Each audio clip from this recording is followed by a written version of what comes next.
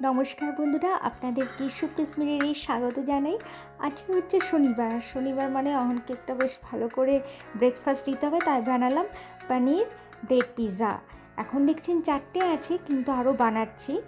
আর দুপুরবেলা বানাচ্ছি ওর জন্য চিকেন বিরিয়ানি, আর আমার জন্য বানাচ্ছি ভেজ বিরিয়ানি।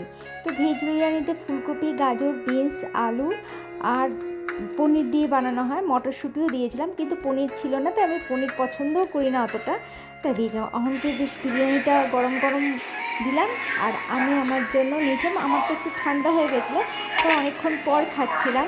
তার সাথে ছিল পেঁয়াজ স্লাইড করে কেটে রেখেছিলাম, আর ছিল রায়তা।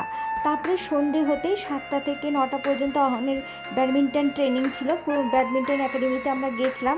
আর এই যে ট্রেনিং চলছে 1 ঘন্টা পুরোপুরি এক্সারসাইজ চলে।